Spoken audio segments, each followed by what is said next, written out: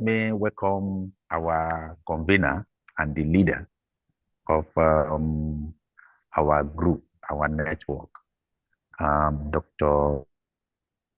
Zahid. And let me also congratulate him for what we are having today. Let me say that our discussion today is quite strategic. Incidental,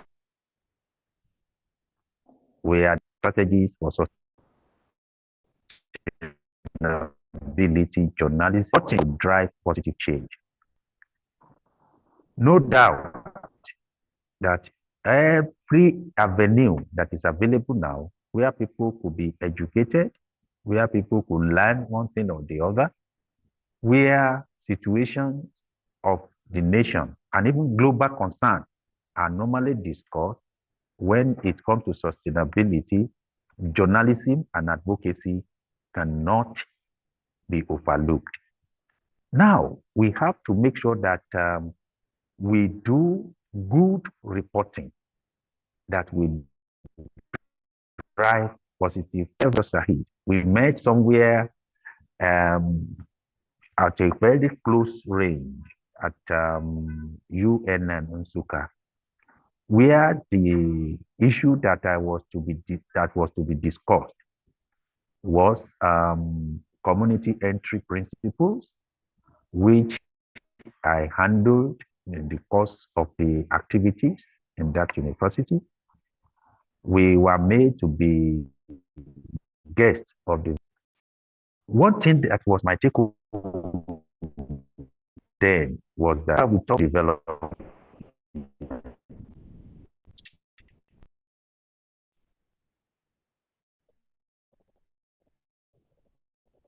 community stakeholders are very, and also every individual that is supposed to be part are usually encouraged.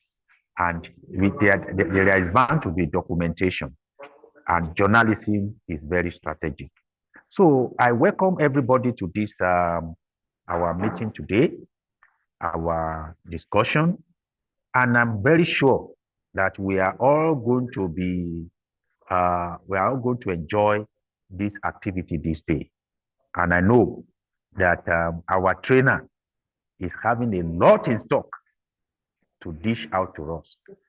Every gathering like this, I'm very sure that is an avenue to learn. And I'm very sure today's gathering will not be anything different other than we are going to learn new things and what can help us in our network. GSLM 10 has come to stay. And Dr. Sahid Adebisi, I give you that credit. And I want to assure us that sustainability is our watchword. And we are going to still sustain this network. Thank you very much. I appreciate you all for coming and for your attention. Thank you. Thank you. Thank you so much, sir. And that's a very strategic entry for us for today. And yes, we are going to have a presentation by Diodu Tobechuku, and I believe that he is trying all possible best to actually come online because he just concluded a strategic conference in the Niger Delta, which is going to actually report upon and share the experience about the sustainability journalism, advocacy, and reporting. But let me just have a kind of a session to welcome Mr. Caroline. Mr. Caroline from Kenya, you are welcome to the session today. And Miss Anolu Wakbo from nearby USA, you are welcome today. Anisat is from Ogun State. You are welcome. Yes. Is it the princess? The princess Amici Nicodemus. You are welcome. That's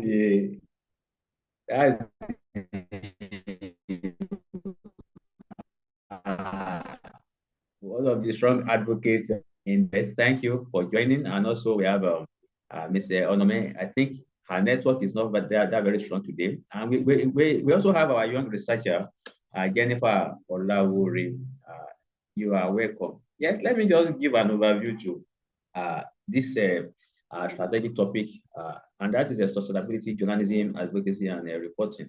Like a prof actually said, you see, we have a lot of problem in this very, in fact, in sustainable development and the way the media are actually handling it. One of those very key strategic issues that, and we share our experience listening to any media, whether radio, whether we are reading newspaper, whether we are watching the TV or anything where we have a contact with the media. And we actually have the sense of these people are actually helping us towards achieving the SDGs. Well, it is affecting everybody, and it is an issue that should be debated. It is an issue that should be researched, and it is an issue that everybody must understood and learn how to adapt and also solve. So how do you develop curriculum for sustainability within the classroom? It is an open-ended and endless challenges that the world is facing. So these are the issues around journalism that we should also look at. And who are the people that we think are very, very strategic? The media people at the center, the scientists must come in, policymakers must be very, very engaged, activists must be very, very engaged, and also the communities. These are very, very strategic stakeholders. And because if what we want to achieve by that is that there is need for collaboration. There is need for a robust collaboration, not local collaboration, because the issue is not a local issue, it is a global issue.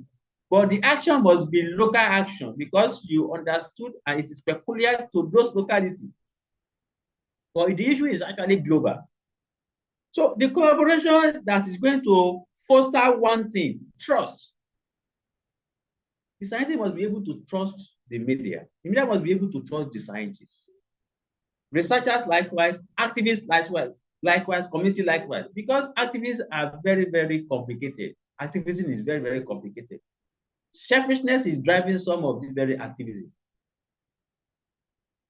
And once we are able to separate the sentiments, the hatred, the racism, the tribalism, the everything, when we are able to separate all those ones, and we have the true genuine activism that is sustainability inclined, then there should be some level of collaboration that can engender trust.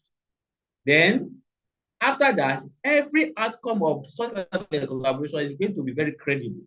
And when there is credibility, that is where we can now say, okay, this is the progress that we are making along to achieve the SDGs. And like I have said, the three cardinal focus or keywords are very, very strategic and very, very inclined. The journalism, the advocacy, the reporting, all towards sustainability and to drive positive changes. So I want to welcome Mr. Mohammed Sakib from UK. I think he is one of our very strategic global guests, and we welcome you very sincerely. We welcome you very honorably to this very platform. Yeah, hi, Doctor. Thank you very much for your invitation, and I would like to greet all the esteemed members of this group. This is my first time coming here, so I'll be learning the problems. Besides, it's a global phenomena. How many challenges the active journalists, the journalists from ICIJ, they are facing at the moment, the kind of information they need to unearth, the sources they use to obtain that information, and then the risk they take and their families are at a stake, because if it is a global agenda, they've got global enemies, they've got global risks. So we've got plenty of examples. The consequences of profound and renowned journalists they have faced over the years. So you've really nailed it correctly, is that collaboration, partnership, transparency, building trust, and above all, the people who are the direct stakeholders of their research work, they need to know, is the kind of work they're doing, it is not for their personal gain. It is for humanity. We have seen some of the greatest names putting their lives on stake, but presenting us the kind of facts and the kind of information which we wouldn't have known in our lifetimes. So I think we owe the journalist community a big round of applause because of the work they have done over the years. And then when we connect the sustainability, that doesn't mean just the flow of information and how communication will be established. It also means is that individually, my job is to put pressure on my regulators, on my elected members, on the institution to make sure the information which has come up, it needs to be tried, it needs to be discussed openly, and it needs to be ascertained that the information which has been laid forward by the journalists or the organizations, they need to be properly investigated so that we reach a conclusion. It should not be hushed under the carpet.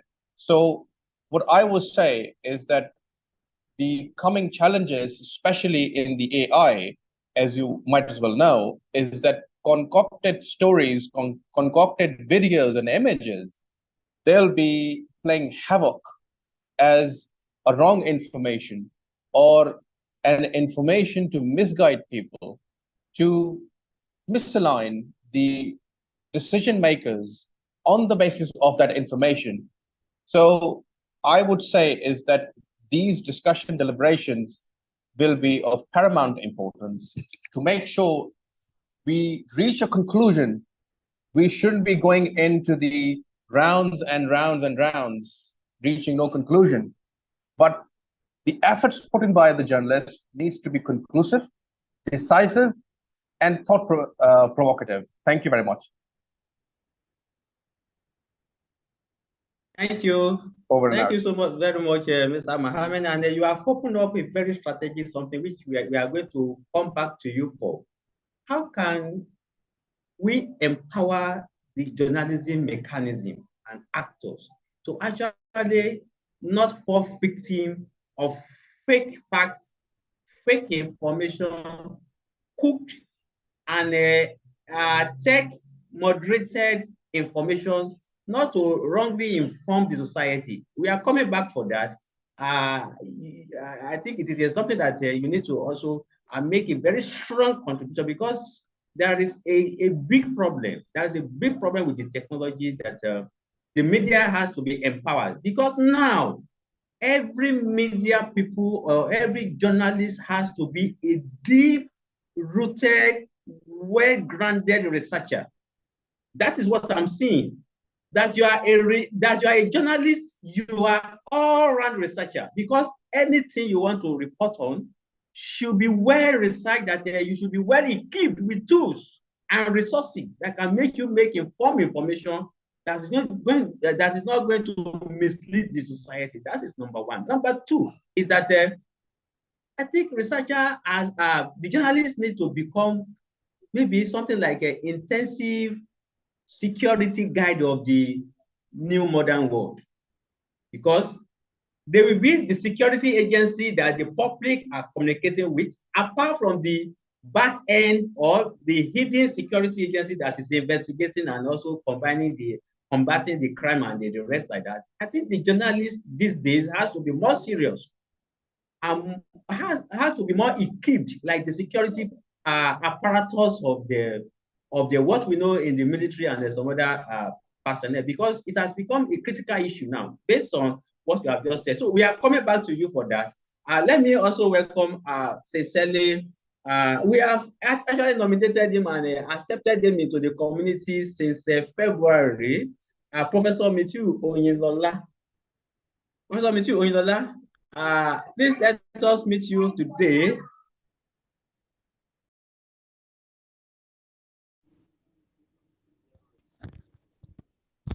Hello, good morning. Good morning, sir. Okay, all right. I just want to confirm if you can hear me very well. Good morning. It's good to be here. Thank you for the invitation. I was actually, attracted to by the topic for discussion today, or the training for today. As a scholar, part of what we do is to convey message. And how do you convey this message, to the appropriate to your audience? These are part of the things I want to really learn from the highly Harvard scholars that you have on this panel today. So it's so good to be here. Thank you so much. Thank you so much, sir. And that is a very brief one and very insightful one from Professor Mutiu Onilola. And yes, I saw, where is Mrs. Oh, she's not here again. Where is she? Because she's very, very connected to this very discussion. I think maybe she has a network issue. But let me quickly go to Mr. Carole Omulo. Mr. Carole Omulo, there is no way that you are not affected by this very topic today. What is going within you? What is going on within your mind about this very topic? Yeah. Thank you, Doctor. Good morning, everyone. Doctor, the topic which we are handling today is a good topic for the time, especially the time journalism are supposed to be a major ingredient between the government and the people. You can even see things which are happening even in our country when the Generation Z is coming up and they are trying to air out their views. But the only problem here, I will say that when we talk about the sustainability journalism, which I believe also as the integrating environment, social and economical challenges, a lot we are going to learn, and how they have contributed somehow to problems that we are facing. Thank you.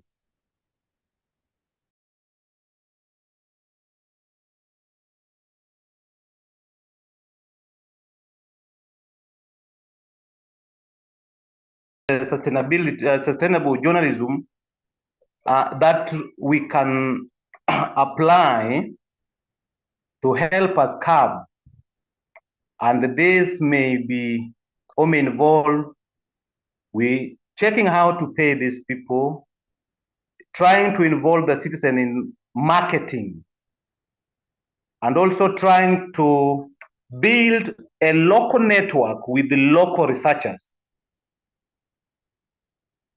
Also, we just need to see how can we upskill our journals so that whenever they are giving report, they give report which are facts and which are leading us somewhere. That's what I have for now, sir. Thank you so much. And another person that is very affected or connected to this very topic is Mr. Wanjuzi, because I know you are leading a course in your own area of field of sustainability. How has been your experience with the engagement with the media reporting and also the journalism?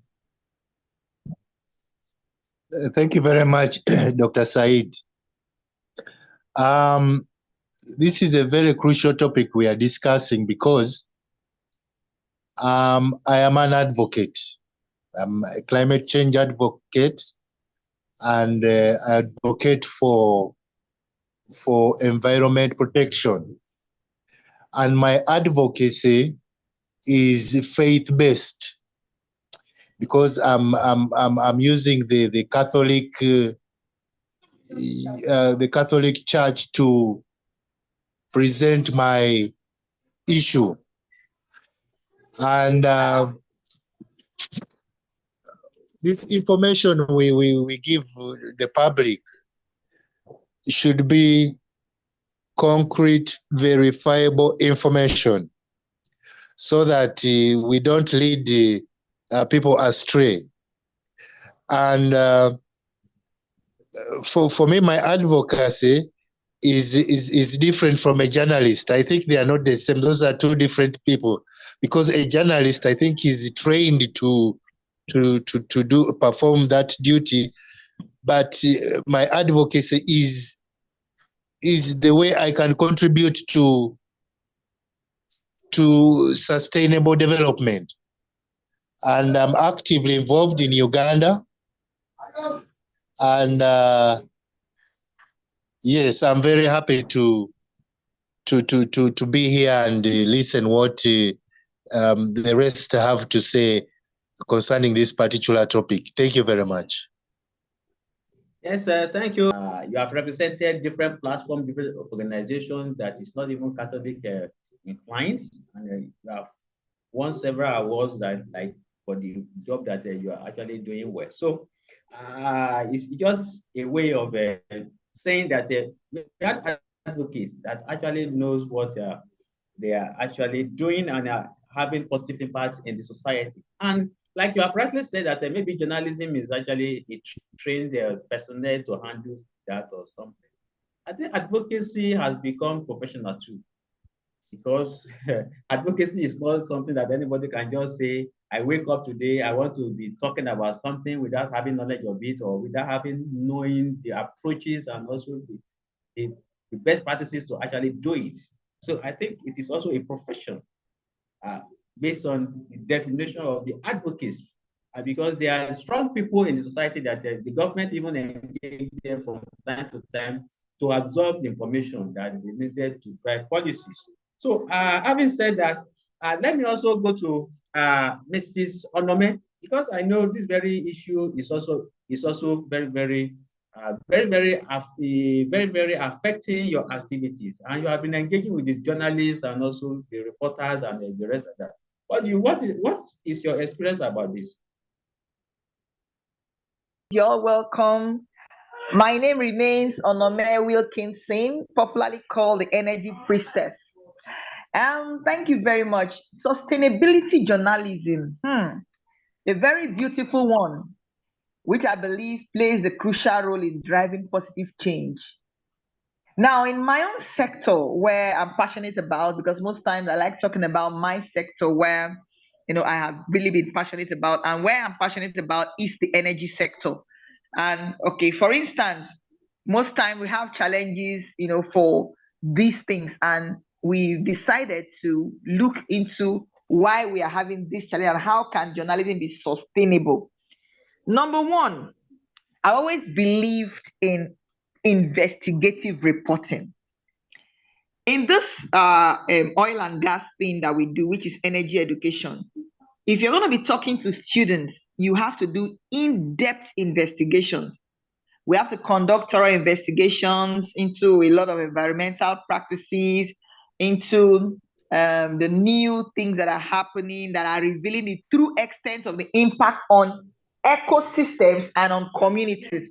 Because like I said, our the last training we had on Saturday, I said most of the schools we go to and the students we talk to will ask us questions beyond what we have even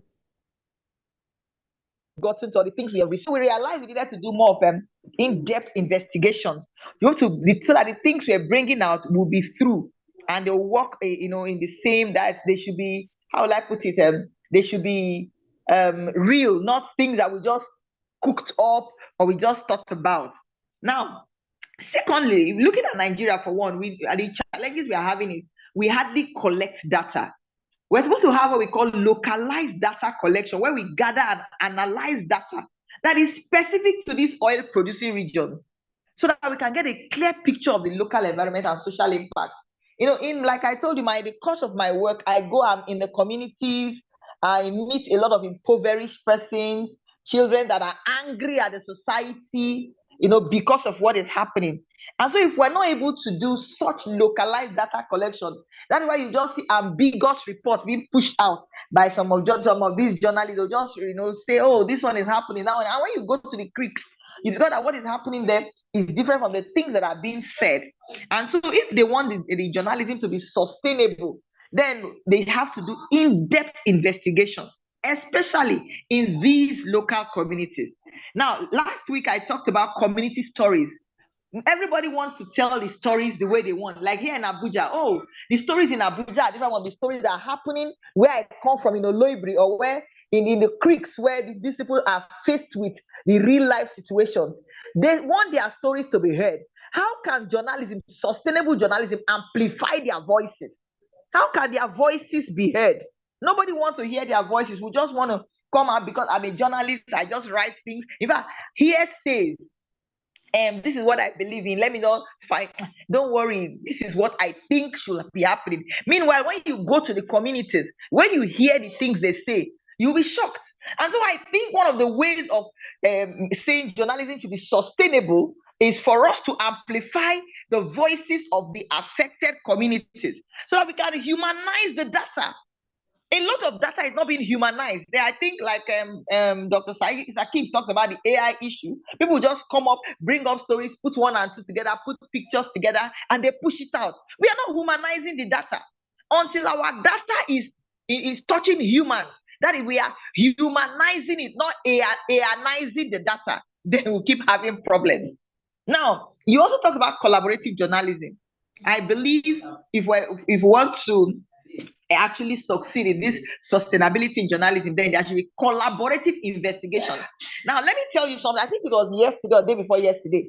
Dr. Sakib sent something to a platform and he said, investigate. I love that. He said, investigate. He called me and Carolee. And by the time I did my investigation, I'm still also doing findings on that. I found out it was not really what we're looking at.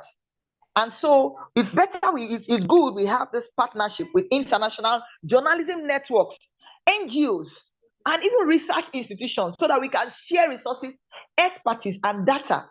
And this is what enhances our credibility and the reach of sustainability stories. There are a lot of things that I would like to talk about. Local partnerships. Here in Nigeria, I believe so much in local partnerships, working with local NGOs, environment groups, so that we don't just carry stories that are not grounded, and just push it out. There are educational collaborations.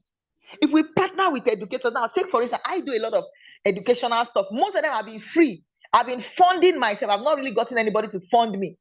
I have been funding myself just because of the passion to make sure people in the creeks understand the oil and the gas. Because if they don't understand it, they keep fighting. The whole militancy issue in Nigeria started because the people did not understand what was happening. The government should have at least given them a kind of leverage. Let them understand what it is. Oh, this is why we are coming here. You don't just wake up and go to a community and just begin to do things, or no, this is what we want to do, because there was no collaborative investigation. You were not interested in the people, no educational collaboration. So, like I said last week when I was talking, I said, I went to a community, and while I was talking to students, a little boy said, oh, Mama, I want to be a militant. There's money there. Oh. I wept. Because and that was when I realized we needed to do a lot of educational collaboration.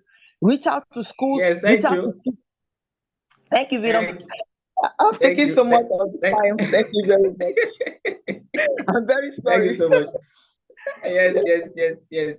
Thank you so much, ma. Because there is another strategic stakeholder here in the agricultural sector. Yes, that I want to actually let her also have a say to give an insight about the experience with journalism reporting. And so then we take the Mr. Mohammed Sakib response to that very question that I posed to him. Then our trainer for today is here, Mr. Dudu Tobichuku. So that we can get to the training proper within a few minutes. So, Miss Lovely Hudo, how has been your experience in the agricultural sector and also in your domain with the journalism and the reporting?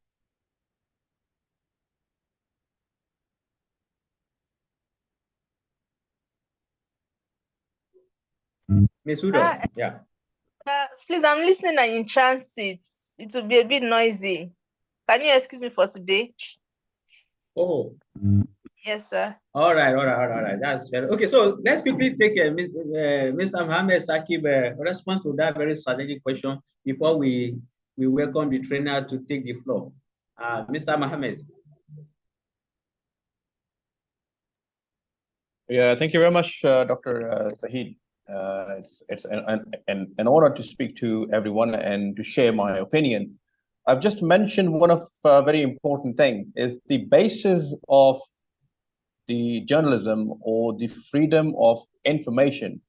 It's the right of every human being on earth is to acquire and obtain the necessary information, provided it is not something relating to secrecy or for the defense, or it abrogate the rights of another human being. But if it relates to you, you have the right to obtain information. I've just mentioned in Nigeria, 28th of May 2011, President Goodluck Jonathan, he signed this Freedom of Information Act, which enables each and every citizen of Nigeria that they can give a written request to the relevant person and institution, which then obliges that institution that within 7 working days, they need to give a reply to the citizen of Nigeria. And also they'll have 30 days to provide that information after they have replied or acknowledged their query. And this 30 days could be further extended to another 30 days. So in a nutshell, if somebody needs an information, they have the right to accumulate that within around 67 working days. And if an institution or a person which holds the power or which holds the data upholds that information, there are penalties in the FOI, which is the Freedom of Information Act. So this is very important to know, is that within a democracy or within a living governance system, journalism is just a tool to provide you the information, provide you and equip you so that you make opinions, you make decisions, and you deliberate and you discuss matters, whether it's any sector of the society. It could be agriculture, energy, your political system, your governance, your strategy, what you envisage your country to be in 2030, 35, 2040, 47 programs. So what I would emphasize is that those tools of giving you the information, they are so important because they are providing you the basic rights of you being a human. Number 2, very quickly, I will mention is that China has taken the lead of regulating the AI. They have passed their legal framework with consensus is how ethical AI will look like, followed by Europeans. Europeans have also passed a framework, legal framework, regulating this giant or this menace to be created if not controlled. So it is very important is that we should start deliberation. We should partner with the stakeholders. We should convince people is that the information, accurate information, and your right to take somebody to the court if that information is inaccurate. So thank you very much. This is all I need to say. Over. Oh, wow. Thank you so much. And let's go straight to our trainer for today, Mr. Tubichu. Well, congratulations on the recent concluded Summit Beyond Your Voice. It was a powerful and very strategic summit that has changed the narration of the advocacy in that very region and also in Nigeria as well. And it has created another impression about what actors are actually doing to solving the local issues at the global level perspective. So thank you so much for that very wonderful job. Well done. A network. Yeah, better network. We are with you. We know we know your network is giving you issue, but we I are just with you. No changed. I just problem. changed my network right now. I needed Yeah, a more yeah. stable network. Okay, let me just go straight. So thank you so much for that. So thank you so much, Mr. Mohammed, for that. I'll try my best to be practical because I have limited time, and as much as I can. I don't know if you all can see my screen. I'll be talking about practical strategies for sustainability journalism advocacy and reporting to drive change. But the subtopic, and which is where my strength is capturing the voices of the vulnerable population. And it's a major concern to me because I've been a player in this space for over 10 years, but I just began to understand the depth of the crisis, the climate crisis, when I started going into journalism, reporting, and documentation. So I do a lot of documentaries, and I discovered that picture speaks more than 1,000 words. When people can capture the feeling and the hearts of and the emotions of people suffering the issue, it makes more sense than preaching and talking for long. I mean, I have a 2-minute video, a 2-minute documentary clip that I played in my conference that made more impact than the 1 hour, 2 hours advocacy talk, because people could, and you can always break that down and then refer to that video, right? Because people saw practically what the people face in the local community. So I'll be talking deeply about capturing the voices of the vulnerable population.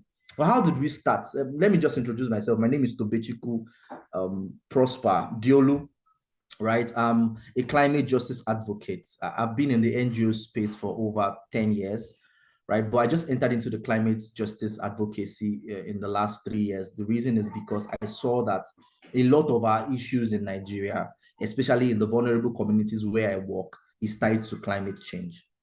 And solving an issue externally without going into the root cause of issues, we just be like beating the air. So I had to go deeply into addressing the root cause, the cause, before addressing the effects.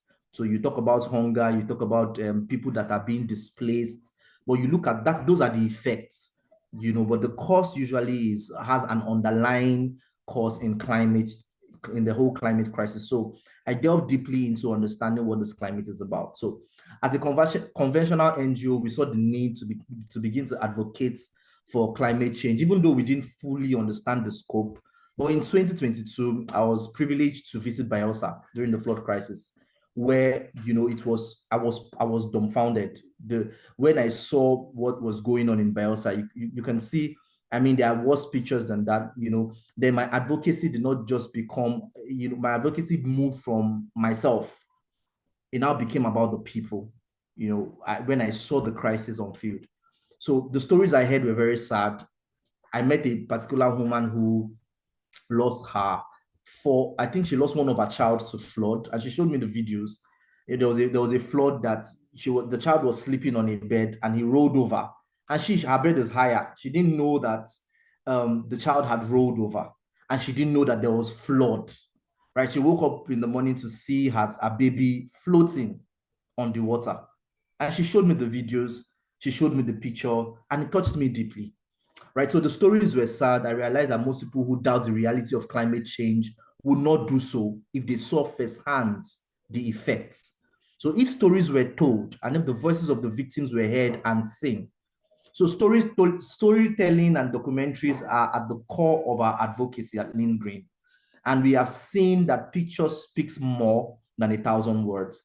So this is where the whole journey to journalism, documentation started. When I experienced it firsthand, I discovered that if a lot of people experience or see what I had experienced, they will have a different mindset about the climate crisis. So what is the importance of community stories? The first thing is empowerment.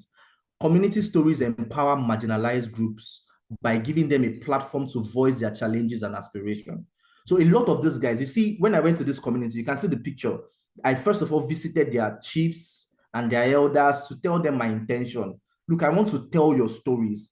And I discovered that most times what these people want is for them to be seen. Because trust me, Dr. Saheed, people don't know the suffering in Niger Delta. A lot of people believe that they know. And I was with an NGO before, and we do a lot of media frenzy. right? And at that point in time, while I was in that NGO, I actually believed I understood the issues. And it's not just me, a lot of people believe they understand the issues. When you go to this community and you hear their stories, you know how deeply these issues, and you understand practically how this things. And a lot of these guys want to tell their stories. They want people to help them. They want to make noise about it. They want people to come to their aid. They want to, because you can be talking about climate crisis at COP28 under AC in Dubai with top officials. You are eating well. You're in a comfortable environment, and you feel you are passionate. But the real passion is in this community where this person has lost 2 children. This person has lost her husband because of flood. This person is facing drought. They eat maybe once in 2 days. And when you meet these people, they're usually you empower them to tell their own story. And not one person sitting down in a big conference with escorts following him and big cars, and you're now talking for the vulnerable. You won't understand their plight. But when journalism and documentation gives the people the power to tell their own stories, so it empowers them. The second one is awareness and understanding. Of course, they enhance public awareness and understanding of local issues such as climate change impacts, socioeconomic challenges, and cultural dynamics. So it gives awareness. I always say this from my experience, because I've been in both sides of the divide. I've done verbal advocacy, where you read a book, you read about climate change, right? And you now come outside and tell people the 5 ways to stop climate change is off your AC, ride bicycle, and the general cliche that everybody understands, right? But when you tell stories, when you go deeper and you tell practical stories, and you are able to have pictures, right? And people see, and of course, like this last conference, you see this video where I interviewed some coppers that were in those communities and witnessed the flood. And when they told me firsthand, I told them, how long have you been here? Some of them were locals too. Were born in this community. We lived in this community. We have been living in this community for about 30 years. And for the last 7 or 8 years, that's why I said awareness and understanding, right? Because a lot of people in Nigeria believe that flood is a normal thing. It has always been existing. But what people don't understand about the dynamics of climate change is that bad weather events now become more frequent and more intense as the climate crisis develops, right? It's not like, because people say rain has been falling ever since, flood has always been existing. What is the difference between, why is it now an urgency now, right? In Nigeria, the last flood that happened in 2012. And we all know that the reason is because 2 dams were opened at once. Right now, almost every year, during rainy season, because of the high water level, there is flood in many communities. But you won't know that if you don't go to those communities and you see, and you ask them, what is the difference between how it has been before and how it has been, how it is now? So it gives you that awareness. It gives you that understanding. You now understand the different layers of the issues, that beyond the climate crisis, there's also the issue where widows are being robbed of their land. So you now start talking about climate justice. You might have read it in a book, but journalism helps you to now, because you're not telling your story. It's not a theoretical thing. It's not what you've read on Wikipedia. This is the story of the victims themselves. And they're able to tell you, when we lost our farmland as a result of the flood, by the time we came back, we discovered that another community has come to claim that place. So you're now beginning to evolve, and you now begin to now talk about climate justice, how to protect the right of the vulnerable. Right? So they give you that awareness and give you that understanding. Secondly, advocacy and policy influence. Effective storytelling can influence policies and drive advocacy efforts by presenting real-life narratives that resonate with policymakers, and stakeholders. So when your story is visible, I mean, the last conference we had, a lot of government officials were present, and I just got an information recently that they are beginning to talk about the rights of widows and women in flood-prone communities because of how far our videos went. There were government officials there. So they began to have this conversation. They invited me recently for a policy discussion that will be next month, right? Because when you tell the stories beyond what people say, they were able to see it. And I made sure I played those videos because, as I said, you can be talking and talking and talking and talking. But when people see videos of the real issue, what I did was that I brought out all the videos. I'm just giving you an example. I brought out, and I'll show you in the next slide. So you see this particular slide, right?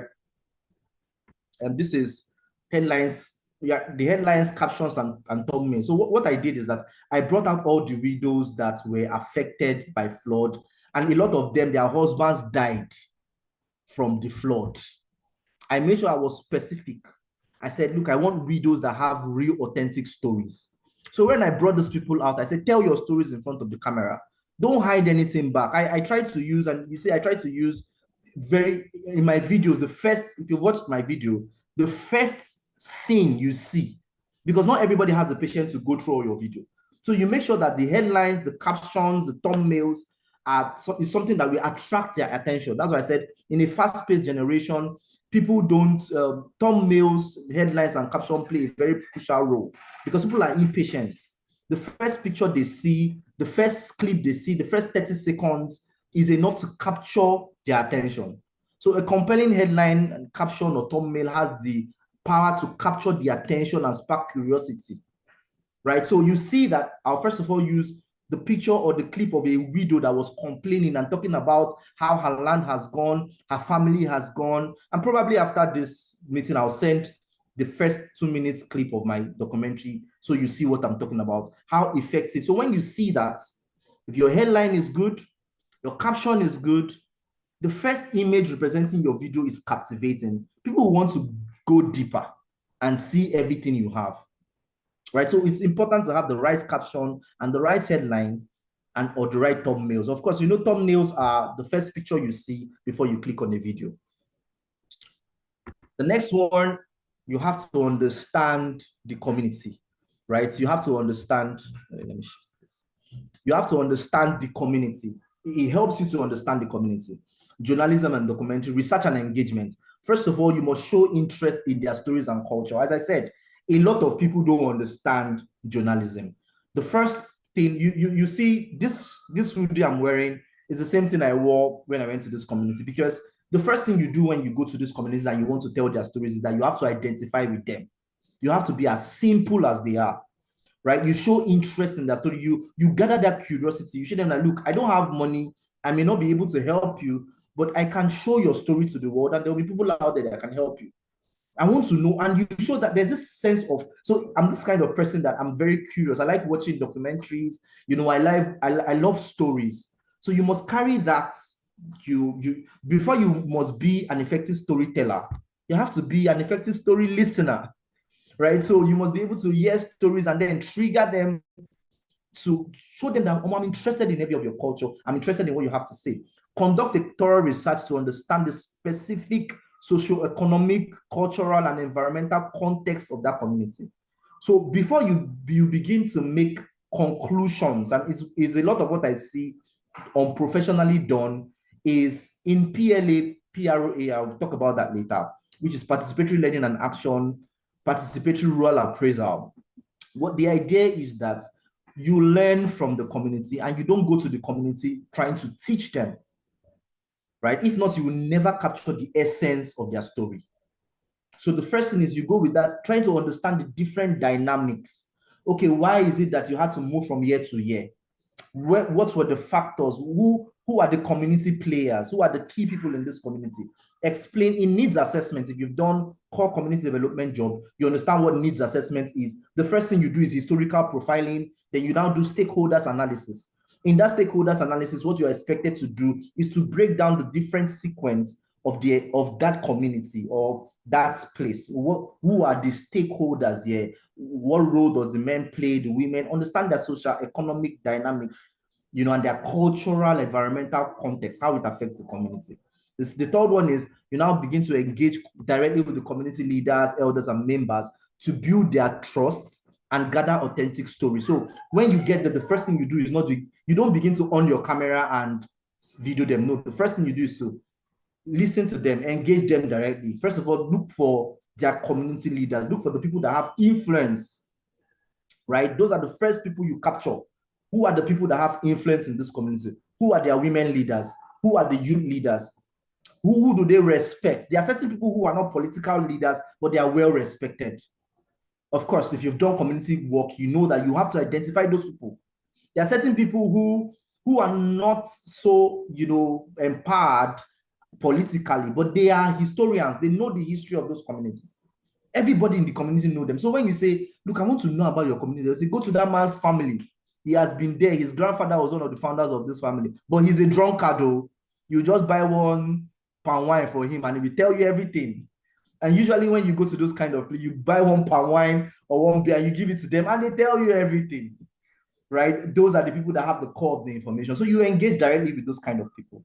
You let them tell their stories and be patient enough to listen to everything, even though you may not need that particular information. I may go to a place and I want to know the information about their livelihood. And the person is telling me how the husband left her when she was pregnant for that third child, and is telling me something unrelated. But I'm there. Wow, are you serious? Wow, because they like it when you give them that attention, right? And you try to intelligently divert it back to the core of the story, but you do that intelligently. You never break them. You never say stop. That's why sometimes you see when I went for this job, I went for this documentary job, and I think everybody should see the documentary. When I went there, I planned to spend 1 week, but I ended up spending over 3 weeks, right? Because they were telling me stories. All right. So when they start talking, and a lot of these people, they have a lot to say. They talk about their husband. They talk about, I say, I'm not here. I'm not government. They start talking about what government did to them, the last election, what they did to them. It's not my business. I want to get a particular information about flooding. But at that point, you listen to them and you act very interested. Wow. Are you serious? Did this happen? So you now find a way to connect it back to your area of interest. Thoroughly respect their culture. Very important, even though it is antisocial. So I went to a particular community, and this is very funny, right? And in that community, they don't allow women into their hall. Women don't talk where men are talking. And I needed to capture the voices of the women. But you don't go, because you are intelligent, you're from the city, you are social, you understand. You don't go to those. That is what they call climate justice. That's what it is. People don't really understand what climate justice is. Climate justice is, as you are advocating for climate change, you must respect the rights and the culture of people. So in your advocacy, underlying is the culture. What these people, if they knew better, they will do better. But they didn't know any better. So you don't attack them as an intellectual. You attack them as somebody that understands, okay, why is it that women are not allowed there? But I really want to get their story. For us to complete this thing, their story, man, can you call in one woman, right? So that you just use, you try to, even if you know that this is wrong, but because you are in their community, you obey, and then there's something that happened, and you always watch out for those dynamics. You always watch out for those dynamics. In certain communities, they don't wear metal on their body. Right? Before you go to those communities to do anything journalism or storytelling, you have to find out what are the underlying culture, because when you go there and you are defying their culture, first of all, they will not accept you. They might not tell you straight up, but you see that they begin to repel. Right? There's a particular community I went to, and they had a meeting. We're having a stakeholders meeting. I had to tell them what I was here for. There was a particular door. So there were like 4 doors. There's a particular door that I didn't know that nobody can go through that door. It's their culture. That if a stranger goes through that, except the paramount ruler, if a stranger goes through that door, they will cut off your head. You know, and because I didn't know, one particular chief was just watching me, and I received a phone call, and I didn't want to disrupt the meeting. So I just wanted to, he was close to me. I just wanted to pass through that door, right, and go and take the phone call. Immediately I made my first move. A chief just jumped on me and grabbed me. The whole thing, there were bruises on my hand because the fall was so dramatic. And when I stood up, I said, what happened? He said, if you have passed through that door, they would have cut off your head. He's a culture, right?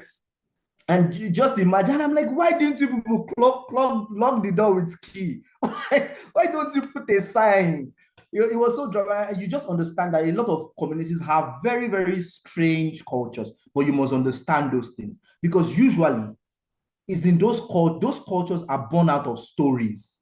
When you understand the story behind that culture or that tradition or that rule, you are now able to properly advocate, because you understand the grassroots. You know, this is why this was placed. Why was it placed? They will tell you one chief that lived 100 years ago. Then you now begin to dissect it, that look, this thing is not real.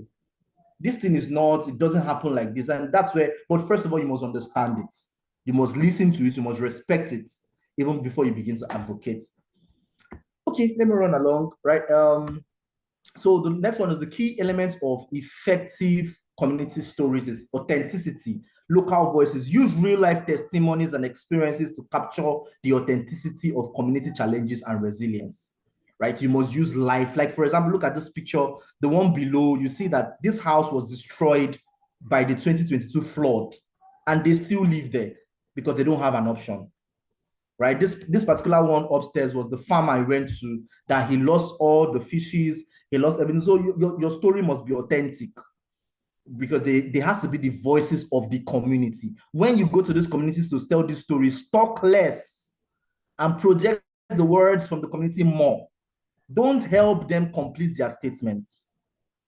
Cultural sensitivity, I've said it before, respect their local customs and traditions to accurately portray community narratives. Relevance, the local issues, focus on the issues that are relevant and impactful to the community, such as access to clean water, land rights, climate adaptation strategy. Do a needs assessment, focus on the issues. Global context, you first of all have the best practices, what is attainable globally, and you connect your local stories to the broader global issue. So I begin to talk about loss and damage finance, right? I begin to talk about loss and damage finance. I begin to talk about climate adaptation. I'm beginning to talk about climate smart farming. All this I learned from the communities. But I know that these models exist in the global context. I must learn how to merge the local issues to the global context, right? And that's how you push that, right? So empathy, personal connection creates emotional connections with your audience by sharing personal stories that highlights the human impact of climate change. So you create that personal story, right?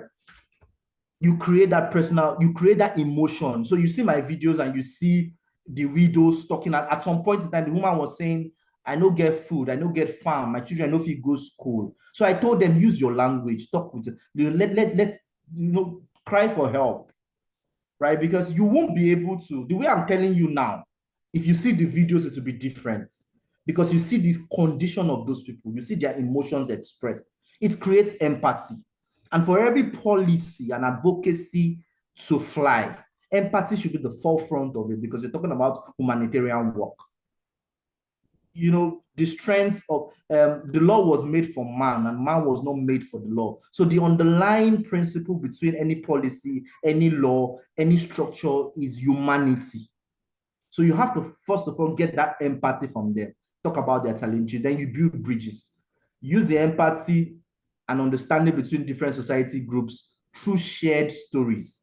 They call it common ground. Find a common ground. What do you face in your, through one of this, my advocacy, I've been able to bridge the gap between two communities. I said, you guys have been fighting for years. You are facing flood crisis. These guys are facing flood crisis too. Why not come together and then find a solution? You have a highland, they have a pathway, because when the flood comes, you still go through their community to escape, right? And when the flood comes, you still need to collect this. So you must find a common ground.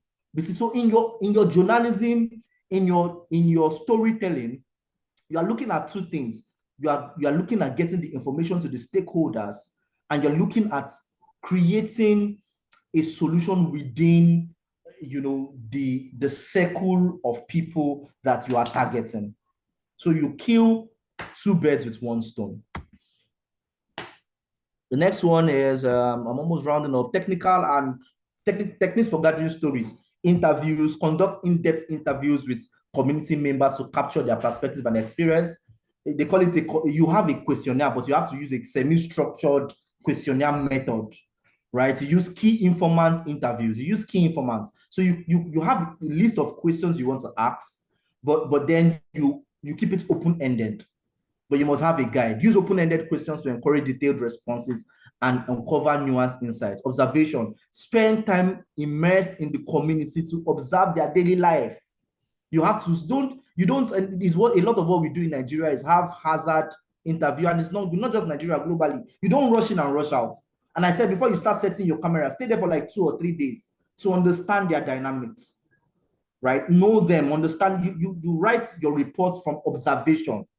And Dr. Sahid, remind me to send you the reports of heartbeats. So I did a comprehensive report, right, which I can also share on the platform for you to see how detailed it was. Because I observed. Document your observation and through field notes and recordings, to supplement your interview data. Because sometimes they might not say some things, but through observation, you see that these things are, the issues. Participatory methods involve community members in storytelling, empower individuals to share their stories in their own voices. Thirdly, your approach is pre-visit. As I said it before, the first thing you do is to visit them first, the stakeholders, tell them what you want to do. Then the second one, you now begin to do your field research and interview. Then the third one is now going to visual storytelling. Usually, I go with drones to, first of all, cover the landscape. So what the drone helps me to do is to cover the landscape of the community. So I'll get the topography, I'll get how the environment, how it is, what their environment consists of, right? Because it's not every community that has that have what is it called, the emission problem. So if you're talking about climate change, through their landscape, that these guys are well surrounded by green walls. So they might not have an emission problem, but they have an adaptation problem, right? For you to, what a drone will see, you might not be able to see it. So it's good to have that general view, then you now begin to take your camera, interview them properly, using your tools. Impacts, you create awareness and you also advocate. I've said that before. Finally, I'm talking about crafting the story, the structure, develop a clear narrative that introduces the issue. So you must have a structure. They call it mood board, right? You must have that structure, which is your mood board. It's a journalism term, especially when you're doing documentation. From the beginning, you already have a clear understanding of how you want your story to play out. So when you go on field, you go straight to the point. It ensures coherence and flow that guides the audience through complexities of the community challenges and aspiration. Visuals utilize high quality images, videos, infographics to visually support and enhance the storytelling. So if somebody's talking and telling you about how his farm was destroyed, he must have gone to video the farm that was destroyed. So as he's saying it, the voice is talking, but you're also showing the live clip. It makes more sense. If you cannot get the live clip, you can use AI to generate something that looks like that, right? Or you can get an image to portray something that looks like that, right? Also, proper framing. You know what framing means? For example, I don't want to go deep because this is a complex class. You look at my image now, and you look at the camera, you see that I'm within that frame. The focus is on my face. So if you're interviewing somebody, some people, the person will be at this corner and the camera is facing this corner. I don't know if you understand what I mean by framing. So you must have the proper framing for every person you're interviewing, because if you don't frame it properly, the viewer will be distracted, right? So language, use accessible language. Let them talk in their language. Don't force them to speak English. The fact that you know more English doesn't mean you're more intelligent. Trust me, right? Balance factual information with emotional storytelling and engage both intellect and empathy. So some of these community people, they lie. That's the truth. They can try to amplify their story because they feel like when people watch it, they will give us money. You must be able to ask for proof. You must be able to ask for a form of evidence. You must be able to dig deeper. Take one person's story, take the second person's story, take like 5 people's story and see the common factor and the common ground for it. So how do I begin? I said this before. You start from your scripting, your video and your sound. Have good audio. I realized that people can stand bad quality video, but they can't stand bad quality audio. So your voice must be audible. It must be clear enough. It must be crisp. Do all your best. I invest so much in my microphones. You see, I have a lot of this. I have pin mics. I have the big one. So whatever you're looking for, if I want something that is deep, that has good bass, I use my boom mic. So I have the small one that I use also. So you must invest in quality sound, because I usually want the voices to be clear. Good video, your camera doesn't need to be expensive, but anything from HD is okay. You can use a phone camera if your phone camera has less noise. Use good lighting. What constitutes good video is the good lights and good camera. If you have a good camera and your lighting is not good, your video will still be bad, right? Then good sound design. Sound design is you listen, you watch a video and the sound. There's a video I posted and a lot of you have seen it. You know, I posted it on my LinkedIn page. The last video I posted before Dr. Renuka's video, you see that woman crying out. You see the sound underneath. A very slow, soulful sound that brings out the emotions. Sound design is very important when you're doing documentation and storytelling. You don't just play a story. You must, there's something about sound that captures the emotion the way it is and it helps people to empathize. And as I said, your timeline has to be on point. You must know the who, the what, the when, the where, the why, and the how. And thank you very much. And I think that's how you tell a compelling story and you are able to go deep. I think I'm done. I've said a lot. Wow. Don't let me spoil the mood. Let me reflect on the view of Mr. Mohammed Sakib and also Professor Femi Ajayi and also Professor Mutiu Oyinlola. Yes, let's take it in that order.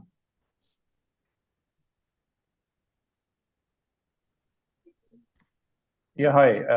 Is it my call? Yes. Okay, thank you very much, Diulu. Indeed, an excellent, very concise, a comprehensive, a correlated presentation of how one should be perceiving a storytelling and how it could be captured intelligently. So absolutely wonderful to hear the content and how you have put life in your presentation. So I have thoroughly enjoyed it. I hope others have too. One of the very important aspect of the whole presentation is how you will save your work on, because sometimes it can take hours, weeks, and months. Yeah. So it's very important that you've got a couple of venues where you are storing your precious work. Yes. It could be a hard copy as well as a cloud data, and you have to make sure is that intensity of the work and importance will require absolute secrecy of where you are saving your work, not to sort of give it away easily. True. You have to make sure is that there are cloud drives, there are hard drives which are not only authentic, they are also trustworthy, so that you don't lose the hard work you have done. So a couple of things from my side. And one more thing is that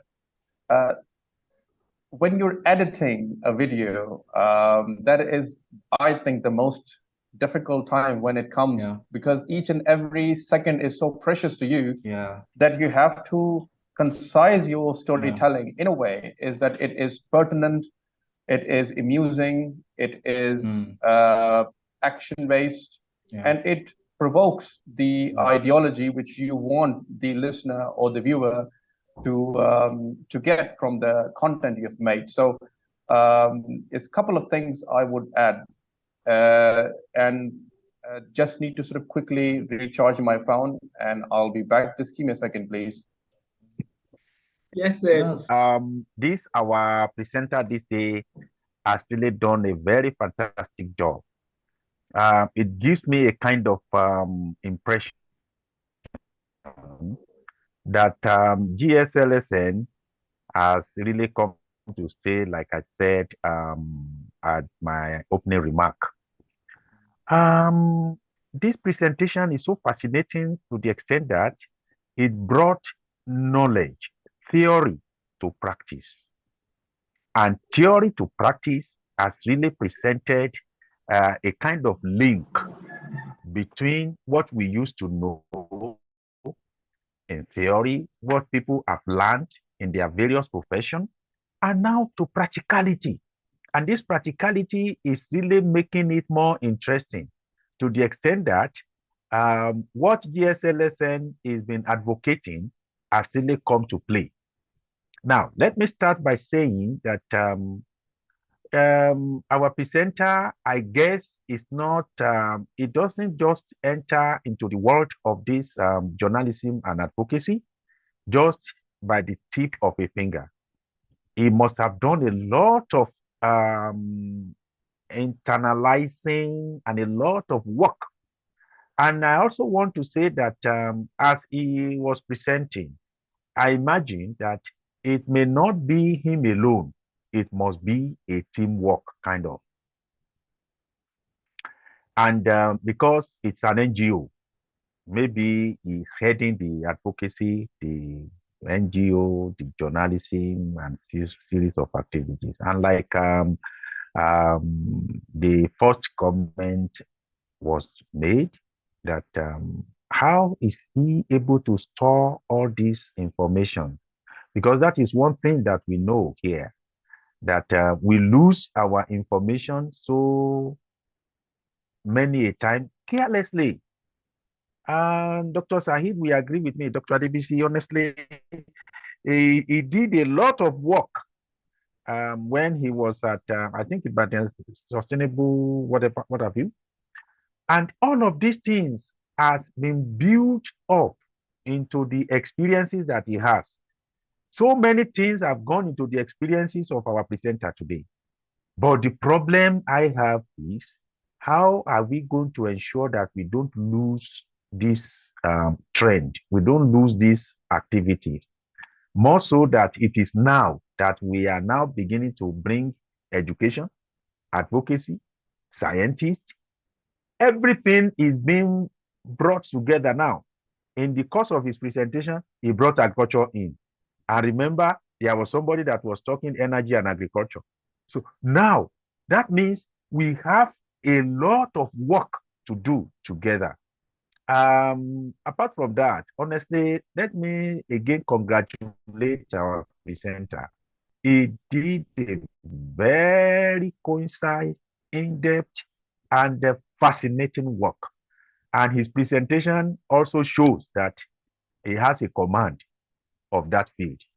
And I'm so excited. And I don't want to quit without saying this, that it will be very important for him to share some of these video clips with us. Though some of us may not be able to go to the extent of making some of the recording, but some of the principles that guided it is really, really interesting. Thank you very much, Dr. Adebisi, and our presenter, Yolu. It's a very fascinating one. Thank you very much. Yes, Professor Oyinlola.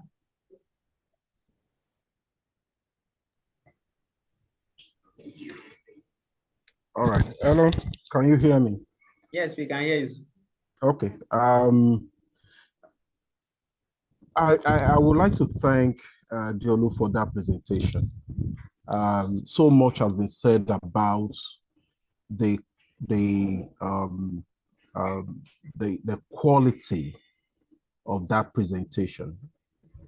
Not only just that, the work that has gone behind the scene, even though he has been able to paint the picture about some of his efforts.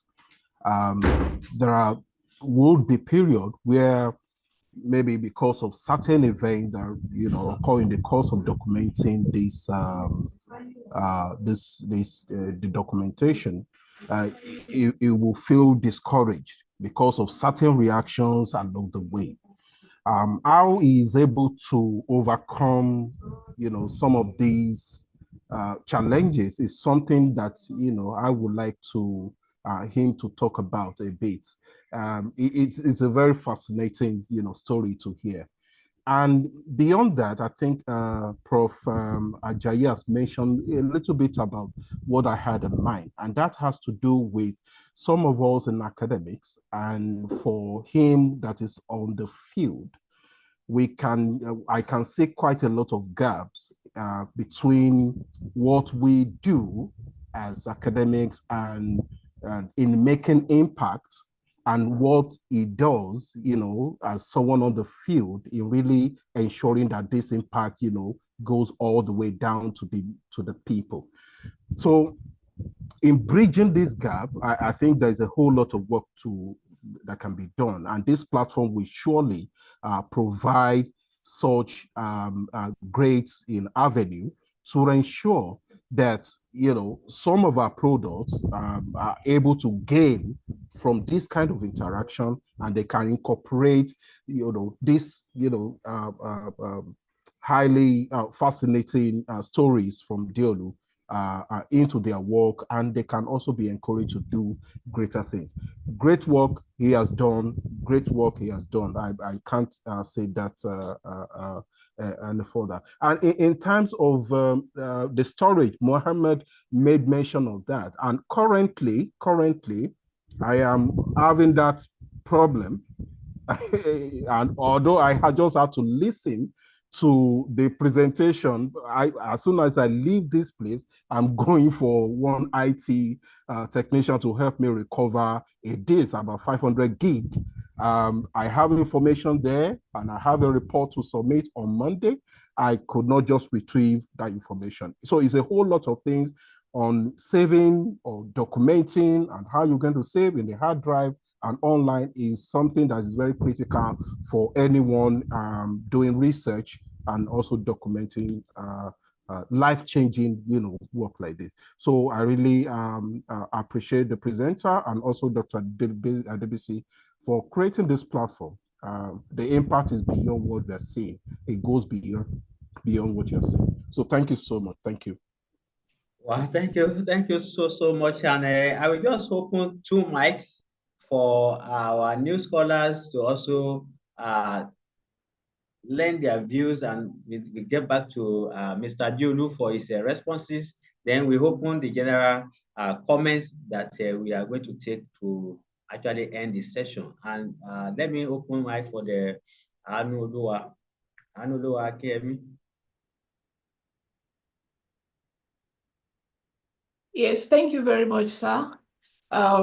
It's been a great session. I want to say thank you to all of our speakers, and also thank you to our presenter, Mr. Diolu. I mean, I've gained a lot during the course of this session. I know that journalism is a very big umbrella that bring different, I mean, of course, we are talking about the issue of sustainability and, and all of that. But I know that journalism is a very big umbrella that brings different fields of life all together. And it was good to see the practicality you brought into the presentation, the fact that we have to, we have to engage the human aspects when we are, doing journalism. I mean, I come across articles on Google, on different platforms every now and then, and sometimes you cannot exactly relate with the news they are passing across, just because there's a missing human element. I mean, a couple of months ago, I was trying to edit an article for someone on climate change, and I had to read up a bit on the topic itself. I mean, if I'm going to edit an article, I need to have good information on the subject. So I started researching different materials on Google, and there was this article that just really stands out. There was these comprehensive videos, images of fishermen who were being interviewed in the southeastern region. And it really brought a lot of practical, how will I put it now? The practical effects of what climate change is doing in most parts of the world. So I actually appreciate the effort you put into this presentation and how you made the topic an interesting one. Thank you very much. Thank you so much. And let's go to Uganda. Mrs. Kakunda Naomi.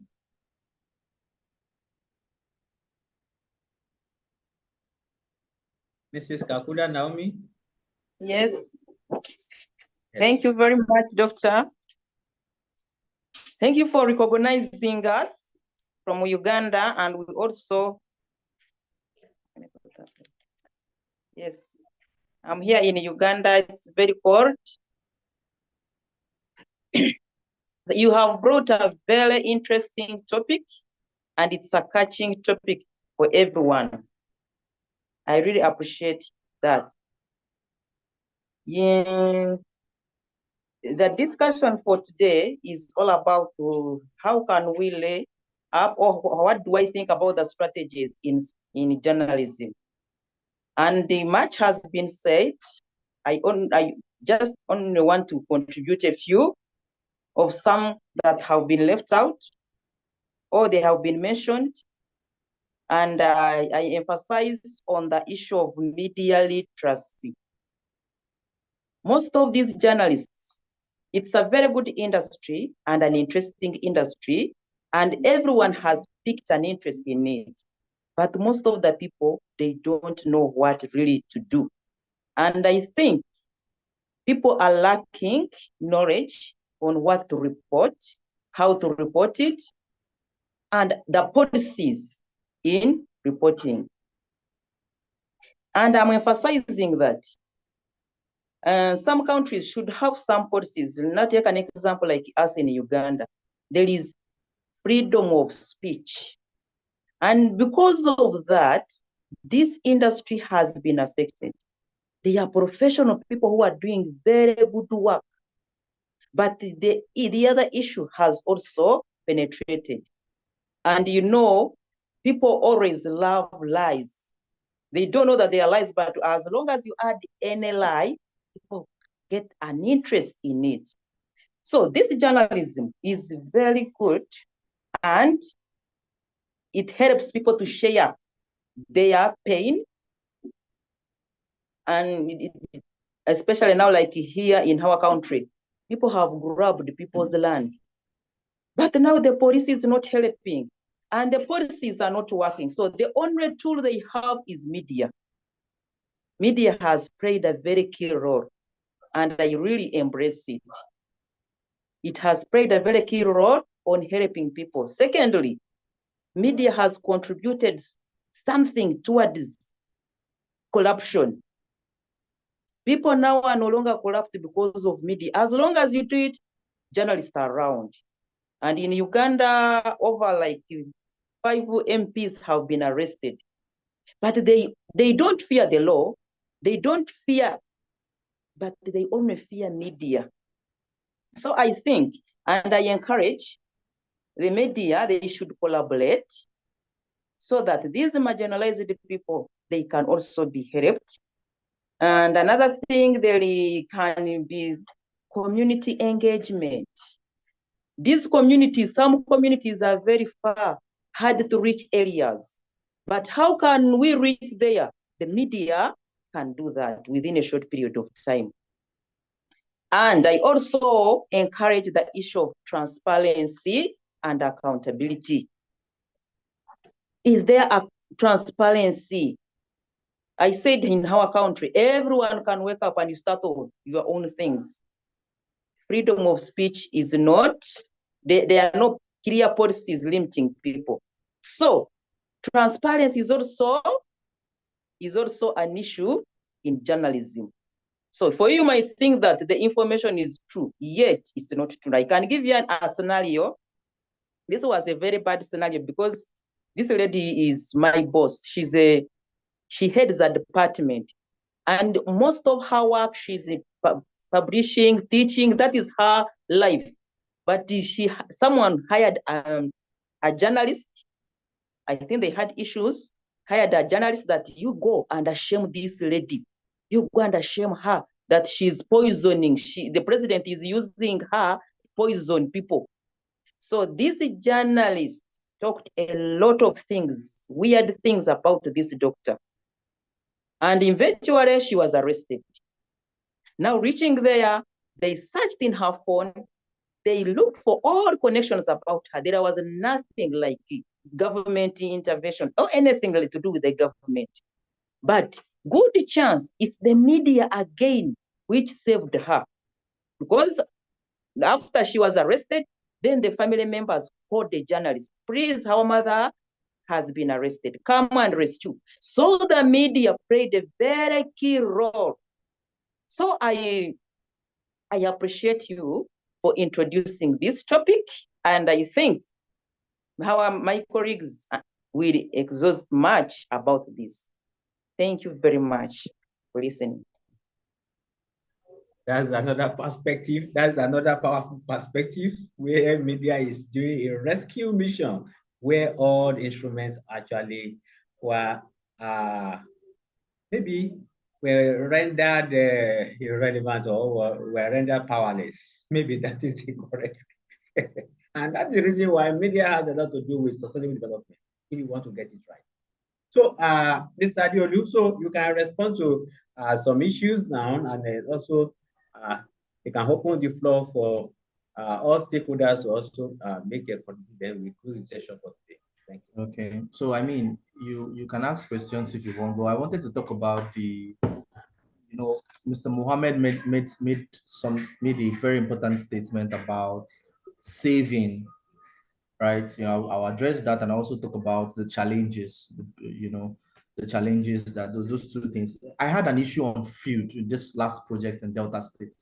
Very pathetic. Well, let me not say it was pathetic. I had done 2 days of drone footage. And it's expensive to hire a drone, I'd brought the guy from River State to Delta State, done 2 days of drone footage in the entire Isoko North and Isoko South local government, as big as it was. And when the guy was about to go, he gave me the memory card, and I was supposed to cut it because I didn't want him to have my clip, cut it and paste it. There's copy and there's cut. So I cut and put it, I was copying it to my laptop, and something happened, it disconnected. I could not find the clip on his memory card because it was cut. I could not find the clip on my laptop because it didn't go. It was devastating. 4 days of work. I had to pay him an extra 250K to start that work again. So I've learned that, and God helps me because he backed up some, so we were able to save some, but not all. So I've learned that for every video you do, you always have instant backup. So as I'm capturing a moment, I have somebody working with me that is doing the backup. You're backing it up on an external hard drive, you're backing it on the laptop, and you're backing it up on cloud so that you won't hear stories that. So it's very important. Documentation is important. Secondly, in fact, in the course of my journalism, I've been kidnapped 2 times. These are things I don't really talk about too much, but somebody, in fact, this last Beyond Oil conference I had, because after the Beyond Oil conference, I immediately went to a community. I don't want to mention the name because, of course, the Niger Delta is very volatile. So I've had attempted kidnaps severally, because what we're doing, there are cabals in the space that are fighting it. There are people that do illegal bunkering. Dangote said it recently. He talked about that when he entered into the oil sector, he discovered that the cabal is worse than drug cabals. The mafia in the oil sector is worse than the mafia in drug. If I begin to tell you my story of escapes, in fact, there's a particular community work I'm supposed to go for this week. It was my relationship with the youth leader of that community that saved my life. He called me and said, don't come to this community today. There are guys that are out of the creek that are waiting for you. Sponsored by a politician that is benefiting from oil bunkering. And those are the stories I wanted to capture. So and nobody's funding me yet. I'm not being, imagine my family members, they feel I'm crazy. You're not getting money from this thing and you're risking your life like this. It's a passion. So there are those kind of challenges are there. There are financial constraints where you are doing this by yourself because before you begin to get into the limelight, people must see your results. So you have to work. I've been doing this for about 2 years, and my money is going. In fact, the last one I had, the last Beyond Oil conference I had was fully sponsored by my. Thankfully, the good thing is that most times, and I used to tell journalists that before you go deep into this, make sure you have something that is giving you daily profit, maybe a business by the side, so that you're not under pressure. Because the pressure for survival is what makes people collect bribe. Because there's a lot of bribe in this thing. They'll tell you, don't just take this 500,000, forget this story, right? And it's a lot of what we encounter a lot. But when I have the money is big, but then I'm surviving, right? I have my business by the side that gives me money, so I'm not under pressure. So those are the kind of things you face, because trust me, people will try to bribe you. If they can't bribe you, they will try to kill you. I'm telling you the truth. If they give me drink in any of this community development work, if I notice the atmosphere somehow, I do like I'll drink it in my room. Don't worry, I'm purging. I can't drink now. When I get to my room, I'll drink it. In fact, they've offered me women, their wives. One community I went to, the guys say, take my wives. It's their tradition. That in their tradition, to welcome their visitor, they give them their wives. You don't know what you go and go to. So those things and you just need to learn how to be political in your thinking as to know when to say no without saying no. You know, these are just the dynamics that, yeah. Thank you. Wow.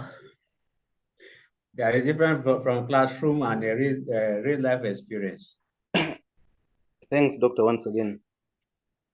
I will go straight to a point you mentioned when you are starting. That is the critical issues vis-a-vis the propaganda. You realize that our media people at times they are supposed to educate the people with the basic information on when to say yes and when to say no. But due to fear of their lives, they have failed to give or relay the rightful information to our people. And this, you can derive it from this angle. In several occasions, I don't know, because of maybe they are not being paid well or what, they resort to taking bribe and leaving the rightful information that they should have relayed to the public while distorting it. Now, with the information I've just got from my brother, I realize that if everything is captured, then I believe the facts will come out. The role of our media people in sustainability development, I believe, is to fold first the responsibility for reporting and reaching to the subject. But at times, they tend not to do this and base in second-hand information. I believe through this podium, if there's something that can be done to make them understand that somehow our medias have also contributed to the problem we are facing.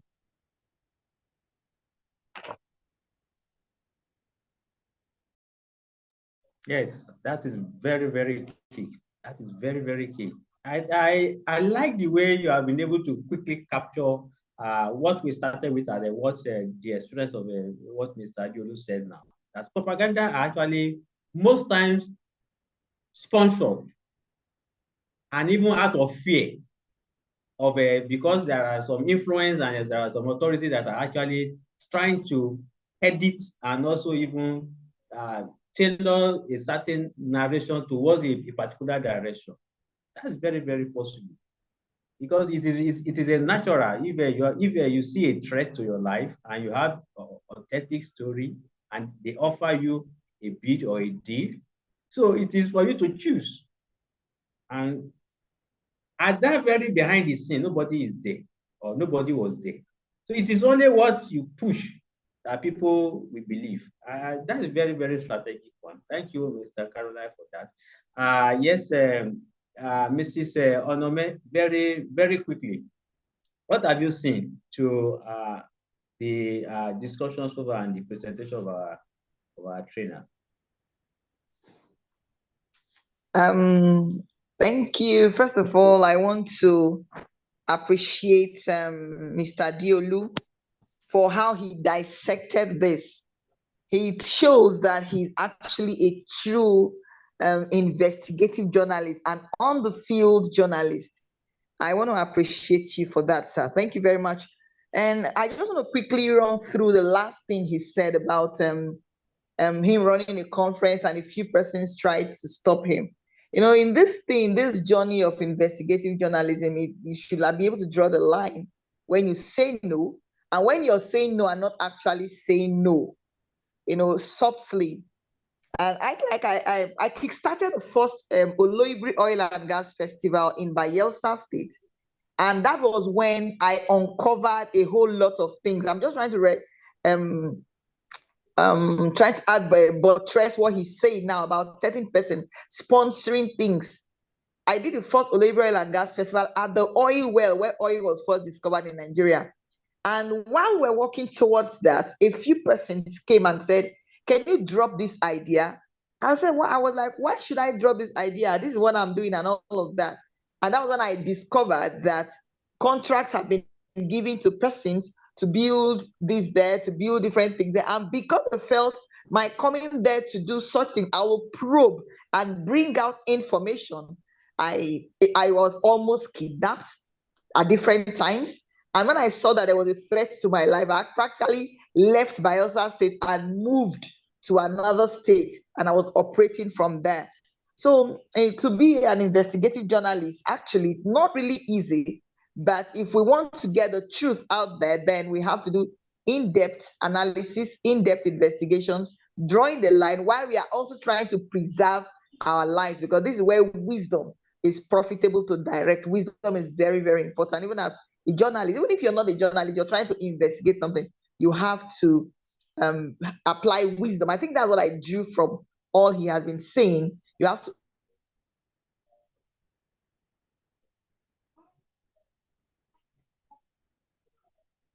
Yes, as a technical timeout. Yes, Mr. Wanjuzi. I think she has been able to make her point. Mr. Wanjuzi. Yes, Dr. Thank you. Okay.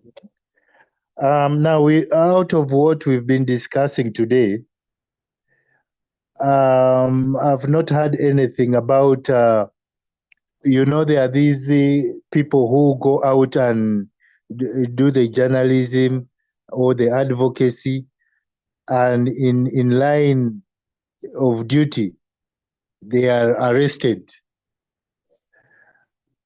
or they are mishandled or something. And getting out of that situation requires some, it is a tiresome process to rescue some of these people. In my country, there are these people who are advocating for this oil thing that is being organized. And when they went to the streets, with their placards, they were mishandled, and they were thrown behind bars for some time. So these challenges we face, doing some of this work needs to be handled in an organized way. In my country, there's this legal aid which is given to people legal aid is for people who can't afford the lawyers or somebody to help them in courts, and they end up rotting in jail. So it kind of keeps them away from advocating or doing some of these things that are very crucial in our societies. So that area also needs to be handled in a very specific way. Thank you.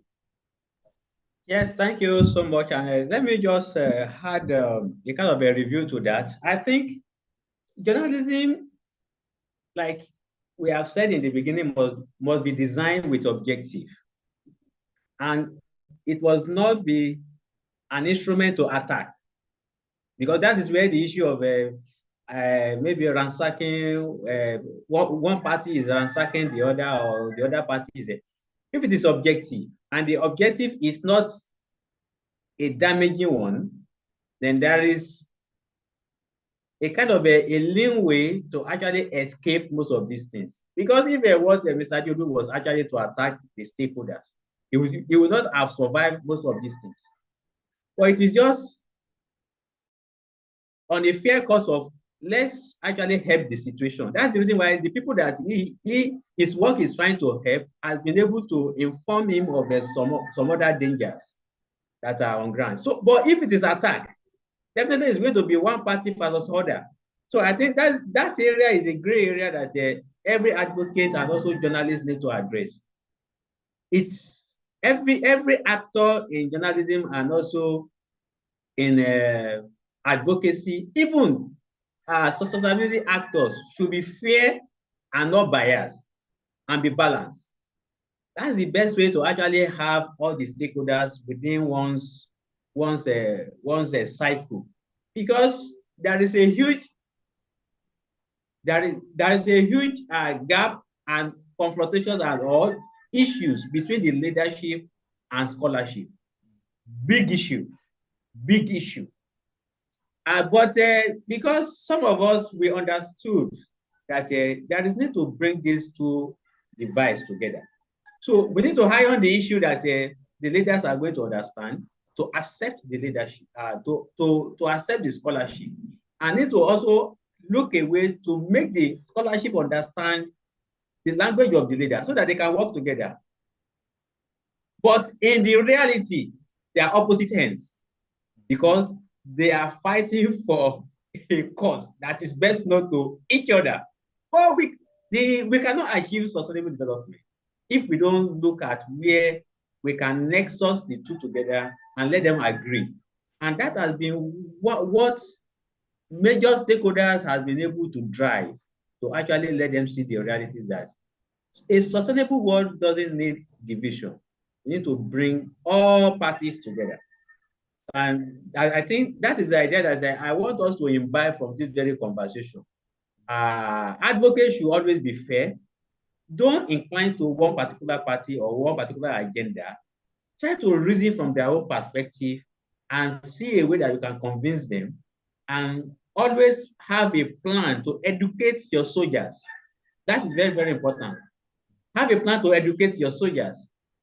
If you have a team or you have a mass soldier, you should try all the time to educate them. Carry them along on instructions so that they won't follow instruction from outside, and they will understand the language to which you are communicating. Because it takes a lot of inner arrangement and logistics to actually win any kind of a cause that want to make positive changes in the society. Quick win has no place, because you are trying to channel energies and effort and resources towards achieving a goal. And you have people that doesn't understand that. So it will take a time before you can actually convince them, have their buy-in. And if you are able to do that, that is when the advocacy has been successful. It is not advocacy of if you don't agree, we are going to fight you back. No, it is the advocacy of if you don't agree, we will try as much as possible to let you see the reality. And that is where this very kind of a storytelling comes in. If you show a dying mother because of what you are fighting for, you will have a rethink. If you show so many effects of what they don't understand, they are going to comply. And that is very, very important. There is a lot of cold war going within the actors that are actually championing different causes, even sustainability, sustainable development. Even as at the moment, we still have some group of people within the scholar and leadership that doesn't believe in SDGs, that they are fighting the SDGs, that it is not an agenda for the world to embrace. But the different people are showing the evidences, showing different reports that are realistic, that people have no option but to accept it. Because the question is, after 2030, what is the next agenda? The SDG actors are saying that the next agenda is still SDGs.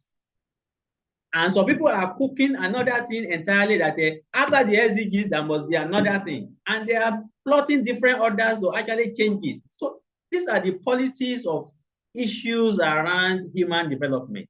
But as an actor, we should be very, very on track to actually dissect, is this one politics? Is this one sustainability? Is this one humanity? So that within our actions and also activities, we will already have justification to convince our people and also the world that we are on the right track. It's just a clarification, not that what you have said is not correct. It is very correct, and mechanisms should be drawn or should be issued or deployed around it to actually mitigate such effects. But internally, approach must be well settled before to even rescue the situation before it even happens. That is just by the way of my own perspective of it. Yes, Mr. Joe. Okay, I think somebody else, Mr. Michael, wants to say something. Yes, who raised that point? Mr. Caroli, I think. No, Mr. Michael. Okay, Mr. Michael, yeah, honestly speaking, to be frank, everything Dr. Saheed has said is true, right? We have, and that there, if we begin to talk about everything, we won't go today. That's the truth. But everything Dr. Saheed has said is very true. That we must be wise, we must be in our journal. But I want to also say this: there are bad people in this life, right? You may have played, and the truth of the matter is, I had a meeting with some social workers and journalists that really, I said, look, I've escaped death, and the truth of the matter is that sometimes I just feel is God's protection. It has nothing to do with they're just wicked people. You know, the other lady said she has escaped kidnap.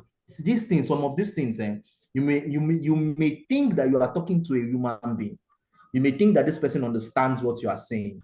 And the truth of the matter is that there's no, you can't be as careful enough not to offend corrupt people. You see corrupt people, they don't care about anything. And they look at the issue that's going on in River State now between Wike and Fubara, our two governors. You know, at some point in time, I know people that are running away, that their lives are under constant threat. There are some journalists there's one journalist I met the other time was telling me that I don't just want to mention the name of the camp, but the guy currently is in a hotel that is hidden, right? Because they're after his life. But what he said was the truth. And some of us are not that brave. You look at the story of Kensarua. One of my guests in my conference is the current leader of Mossab. He is one of the boys of Kensarua that was killed.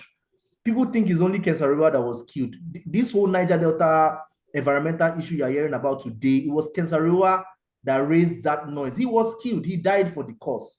Till today, there are a lot of journalists that are in prison. Some are dead because of this cause. It's a reality. It's a risky field. We must know that it's a risky field. So what I suggest, and I think I'm happy that we're having this forum, we need to create a forum for the protection of journalists. Dr. Saheed, we need to work around with GSF, and every network can come together and create a forum for the protection of journalists. I've been talking about this, both for protection and also for what is insurance, right? Because once we have that, you know, they won't fear us. We are stronger together. If somebody is missing, we can raise alarm, and we'll have powerful people that are there. You know, Ngozi Okonjo-Iweala was talking about how they kidnapped her mom. These things are realities. No matter how exposed or careful you are in this cabal, it's dangerous. So I always propose that we have a forum for the protection. The truth of the matter is, honestly, historical development, people have lost their lives for it. Some people will still lose their lives for it. But what myself have said, doctor have said is, try your best. Because if you die, your voice has been silenced. And you may not achieve the aim that you plan to achieve. So be strategic enough not to play the politics of journalism, in the sense that you are saying no without saying no. You understand what I mean? You fraternize with the community people. Make sure they like you. You also fraternize with this side. Make sure they look. And as he said, which is very true, don't make your voice, don't talk too much. Project the stories. These are the plights of these people. It's not me that said it, though. It's these people that are saying it. If there's any humanity left in them, they don't, they tone down their attack on you. But when we have these attacking journalists that always, I don't want to mention one. There's one in Nigeria that is like that, is a politician. For me, they just pay him to distract people. But he feels he's a journalist, but for me, he's not, because he's not highlighting the voice of the vulnerable. He's highlighting his own voice. That's not journalism, and that's where you get attacked a lot. Yes, Mr. Michael, thank you so much, Mr. Diolu. Mr. Wanjuzi, I think you want to say something. Thank you very much for that advice the gentleman has given me. Now, I was thinking, there in African tradition, there is a saying that there are very many ways to kill a rat. And for me, I think to approach this burning issue, and to avoid, being killed or rotting in jail, we can get another way of how we can use our advocacy. For example, if we have a burning issue like the one that is disturbing us in Uganda, like in this network of ours, we could share it with you, and somebody from another country does the advocacy, and whatever is burning somebody in Nigeria, the issue there, we advocate for it here in Uganda, so that we beat these people who want to harm us. That is also another way. Another thing you mentioned there is about these SDGs of they gave us a period of up to 2030. Not all of us can achieve that 2030 target, but those ones who will have achieved it by then, it will be good. That means us who haven't managed to get the target of 2030, we still have time to move on, to catch up. But of course, we'll have missed the target, but that doesn't mean it's the end of the road. We still have to, do our best. If it takes us another 10 years, but somehow we'll have to reach the goals of the United Nations SDGs. For Uganda, it might take longer, but of course, for them, they have their target, which there are those countries that will make it to that target. And we have to, keep on moving to make sure we also achieve the United Nations Sustainable Development Goals. Thank you very much. Yes, thank you so much. I will not open up another issue on that. You just let's take some other one more. Is it Mr. Nevermark? I think you are just joining. Yes, let's have a wrap-up remark from Mr. Mohammed Sakib. Then we close the session for today. Are we okay by that, or is there anybody that wants to say anything, please?